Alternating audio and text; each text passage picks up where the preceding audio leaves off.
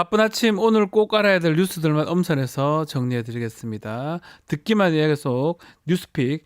자, 오늘은 이선재 뉴스토마토 피디와 함께하겠습니다. 안녕하십니까? 안녕하세요. 네.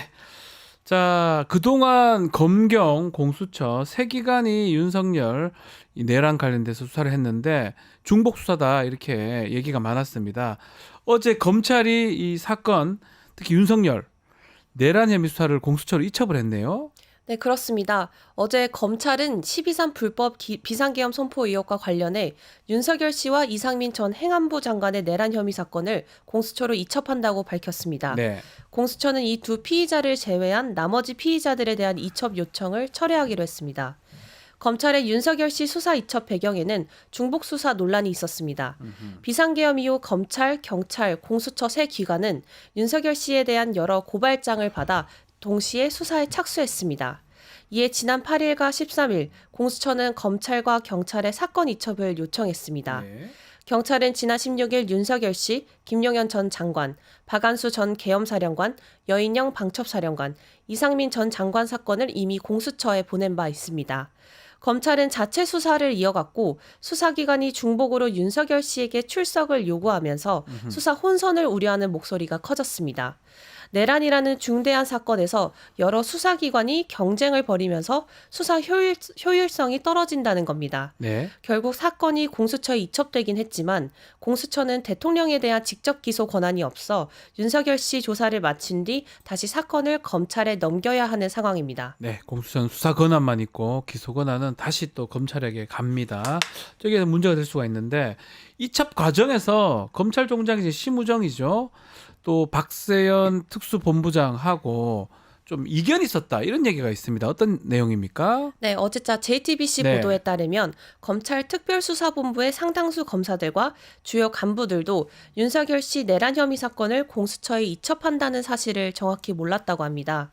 특수본 수사팀은 윤석열 씨의 2차 소환 통보를 하고 체포영장 청구를 제비해 이미 범죄 사실 구성까지 들어간 상황이라고 전해집니다. 박세현 본부장은 윤석열 씨의 사건을 넘기는 것은 사건의 핵심을 넘기는 것과 다름없다는 취지의 의견을 낸 것으로 전해집니다. 이런 상황에서 심우정 검찰총장이 공수처의 사건 이첩 요구를 응해야 한다고 판단한 것으로 알려졌습니다. 예. 향후 재판에서 문제가 될 수 있다는 점을 고려했다는 겁니다. 이와 관련해 박세현 특별수사본부장이 이견을 전달했지만 심 총장이 직접 공수처 이첩을 결정했습니다. 자, 이게 공수처로 사건이 이첩됐기 때문에 윤석열의 그 핑계, 수사기관 때문에 조사받으러 못 간다, 뭐 이런 핑계가 없어질 것 같긴데 결국 소환을 미룰 명분이 사라졌을 것 같습니다. 그래서 뭐 곧 조사받을 것 같은데요. 뭐 지금 밑에 사령관 등 거의 다 대부분 구속이 됐거든요. 본인이 우두머리이기 때문에 이제 빨리 조사를 받아서 내용을 파악을 해야 되겠죠. 계속 거절한다면 긴급 체포도 가능하지 않을까 생각도 들고요. 자, 이런 와중에 건진법사, 이게 이분이 진성배네 이름이 체포가 됐습니다. 이 사람. 전성배 씨입니다. 전성배죠. 예, 네. 진성배 아니고. 네. 예. 네, 윤석열, 김건희 씨의 비선 의혹을 네. 받던 건진법사 전성배 씨가 어제 억대의 불법 정치자금을 받은 혐의로 체포됐습니다. 네. 2018년 지방선거 당시 자유한국당 경북 영천시장 당내 경선 과정에서 한 예비 후보에게 1억 원 상당의 불법 정치자금을 받은 혐의입니다. 전 씨는 불법 정치자금이 아닌 경선 승리를 위한 기도비 명목으로 돈을 받았고 다시 돌려줬다는 취지의 진술을 한 걸로 알려졌습니다. 검찰은 건진법사 정치자금 불법 수수 혐의를 다름 아닌 윤사마 코인 사기 사건을 수사하면서 포착한 걸로 알려졌습니다. 네. 배우 배용준 씨의 투자 참여 사실을 내세워 코인 사기가 이루어졌는데 이 코인 사기 관련자가 건진법사 전 씨에게 건네진 공천 청탁 자금을 예비 후보와 같이 마련했다고 진술했다는 겁니다. 자, 건진법사 전성배. 자, 이 사람이 지금 체포됐기 때문에 이미 지금 명태균의 황금폰 얘기가 좀 많이 나오고 있잖아요. 법사폰, 이른바 이 건진 법사폰. 이게 드러난다면 명태균 건보다는 뭐 제대로. 그러니까 이 명태균 게이트 수준은 귀엽다. 이런 얘기도 있었어요. 네, 뉴스토마토 단독 네. 보도에 따르면 건진법사 전성배 씨의 측근은 기자와의 통화에서 건진건이 제대로 터지면 명태균 게이트는 귀여운 수준이라고 말했다고 전해집니다. 네. 어제 검찰은 전 씨의 서울 서초구 자택과 강남구 법당을 압수수색하면서 현재 사용하는 휴대폰 1대와 과거 사용했던 휴대폰 3대, 총 4대의 일명 법사폰을 확보한 것으로 알려졌습니다. 전 씨의 측근은 건진법사 전 씨가 강박적으로 습관적으로 휴대전화를 바꾼다라고 전했습니다. 그러면서 지금 검찰이 들고 간 건 깡통폰일 확률이 높다고도 말했습니다. 자, 명태균이 귀엽다고요? 귀여운 수준이라고요? 야, 그 황금폰이 지금 나왔다고 난리인데. 자, 이 건진법사, 이 전성배 법사 이거 어떤 사람입니까, 이 사람? 네, 이 전성백 씨는 윤석열 씨 부부와 계속 인연이 있던 걸로 확인됐습니다. 네. 전 씨가 처음 알려졌던 건 대선 2달 전이었습니다. 2022년 1월 전 씨는 윤석열 당시 후보자 대선 캠프에서 네트워크 본부 고문으로 활동하며 윤석열 당시 후보자의 메시지와 일정, 인사 등에 관여한다는 의혹을 받았습니다. 특히 건진법사가 윤 후보자를 소개하며 딴 거 없어. 네. 여기 와서 빨리 좀 찍어주세요라고 하며 자연스럽게 어깨에 손을 올리던 영상 기억나죠? 네. 툭툭 치는 거. 네. 예. 기억하실 겁니다. 다들 기억할 겁니다. 네. 뭐길래 저렇게 치냐 이랬는데. 예. 네. 말씀해 주세요. 예. 전 씨가 윤석열 씨의 대선 캠프에서 일한 것은 코바나 컨텐츠를 통해서인 것으로 보입니다.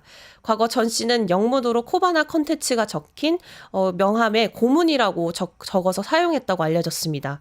이처럼 윤석열 씨 부부와 깊은 관련이 있는 건진법사 전성배 씨가 체포된 만큼 향후 윤석열 씨 부부 수사에 어떤 영향을 미칠지 주목되고 있습니다. 자, 명태균 씨 이어서 건진법사 또 천공도 있죠. 이게 무속의 나라도 아니고 이런 사람들이 옆에서 왔다리 갔다리 하는 모습 참 안 좋게 보이기도 하고요. 자, 앞으로 이 건진법사 2018년도 있었던 그 선거에서 정치자금법 위반인데 지금 조사하는 거 과연 어떤 의미인지 뭔가 또 다른 의미가 있는지 정말로 더 많은 증거들이 드러나서 또 새로운 것들을 우리가 알 수 있게 될지 지켜보기로 하겠습니다. 자, 지금 한덕수 대통령 권한 대행입니다. 농업사법 지난달 28일 날 통과를 했었는데 여기에 거부권을 행사할 것이다. 이런 관측이 있습니다. 네, 그렇습니다. 한덕수 대통령 권한대행은 오늘 오전 10시에 열릴 국무회의에서 양곡관리법을 비롯한 농업사법과 국회법 개정안, 국회 증언감정법 등 총 6개 법안에 대해 거부권 행사를 고심하고 있는 걸로 알려졌습니다. 네. 한 대행이 6개 법안에 대한 거부권 행사를 고민하게 된 배경에는 여당의 거센 반발이 있었습니다. 먼저 양곡관리법을 비롯한 농업사법에 관해 송민영 농림축산식품부 장관은 농업의 미래를 망치는 농망사법이라며 거부권 행사를 건의한 적이 있습니다. 네. 국회 예산안 자동부의제 폐지를 담은 국회법 개정안도 지난달 최상목 기획재정부 장관이 거부권 행사를 건의하기도 했습니다. 민주당은 한 대행이 이 6개 법안에 거부권을 행사한다고 즉각 탄핵 카드를 꺼내들진 않을 것으로 보입니다. 농업사법에 대한 여론의 지지가 김건희 특검법, 내란 특검법만큼 크진 않기 때문입니다. 한편 한덕수 권한대행이 거부권을 쓸 수 있는지 자체에 대한 갑론을박이 이어지고 있습니다. 네. 여권에서는 노무현 전 대통령의 탄핵 소추안이 통과되어 노 전 대통령이 직무정지가 되었을 때 고건 당시 총리가 거부권을 행사했었다라는 주장을 내세우며 한 권한대행의 거부권이 정당하다는 주장을 펼치고 있습니다. 다만 한덕수 권한대행이 내란의 주요 공모자라는 의혹을 받고 있는 만큼 적극적인 권한 행사를 하면 안 된다는 의견이 부딪히고 있는 상황인데요. 변호사님, 이런 네. 상황에서 한덕수 권한대행의 거부권 행사가 정당하다고 볼 수 있는 건가요? 일단 헌법에는 규정이 없고요. 헌법 교과서나 이 헌법학자 해석에 따르면 이 권한대행은 현상 유지만 가능하다. 소극적인 권한을 이제 활용할 수 있다. 이렇게 되어 있기 때문에 실제로는 거부권 행사를 하는 것보다는 그대로 가는 게 맞는데 그렇다고 하더라도 한덕수도 사람입니다. 본인이 판단을 해야 되겠죠. 이게 소극적이고 현상 유지인지 적극적으로 뭔가 정책을 하고 발현하는 건지 그 판단을 해야 될 것 같은데 다른 거는 몰라도 이 거부권들은 몰라도 특검법이라든지 아니면 헌법재판관직 임명 관련해서 그것을 만약에 거부한다라고 하면 그거는 적극적인 어떤 권한의 행사로 봐야 될 것 같아요. 지금 현상을 바꾸는 거로 봐야 되거든요. 그래서 이 사법이나 농업사법이나 이 법률들은 해당하지 않지만 특검법, 특히 내란 특검법, 헌법재판관 임명 요거 관련해서는 권한 대행이 더 다르게 판단하기는 좀 쉽지 않을 것이다 생각이 듭니다. 다만 뭐 만약에 계속 그렇게 한다면 어차피 사람이 하는 거니까요. 법 따라 안 하잖아요, 계속. 그렇다면 또 민주당에서 다른 절차를 또 하지 않을까 생각이 드는데요. 자, 오늘도 좀 많은 분들 오셨습니다. 젤리스님, 벚꽃소녀님, 또 우리 점순이님, 복덩이님, 또 서연아님, 정명기님, 김보미님, 이프로님 등등 많이 오셨습니다. 클라라 초이님도 오셨습니다. 다들 뭐 하시는 말씀이 이게 뭐 내란 상황인데 제대로 이렇게 탁탁탁탁 하지 않는 것 같다라는 말씀들이 많습니다.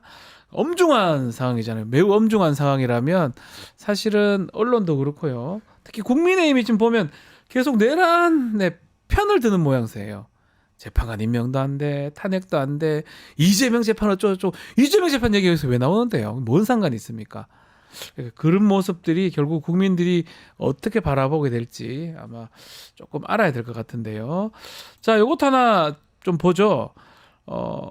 계엄 그 당시에 내란 당시에 12.3 추경호 원내대표 당시 한동훈 당대표 간에 자, 의견의 불일치로 당사에 국민의힘 의원들이 많이 머물러 있었는데 그때 그 텔레그램이 지금 공개가 됐는데 어떤 내용입니까? 네, 어제자 한겨레 보도에 따르면 계엄 선포 당시 급박했던 국민의힘 의원 텔레그램에서 추경호 원내대표는 침묵한 걸로 알려졌습니다. 네. 의원이 아니라 해당 채팅방에 없었던 한동훈 당시 국민의힘 대표는 의원들을 통해 대통령의 비상계엄 선포는 잘못된 것이다라며 즉시 계엄을 해제해야 합니다라는 메시지를 보낸 걸로 알려졌습니다.